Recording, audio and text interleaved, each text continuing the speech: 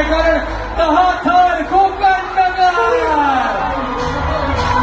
विश्वासाला सार्थ ठरलेला हा गोविंद पथक. आणि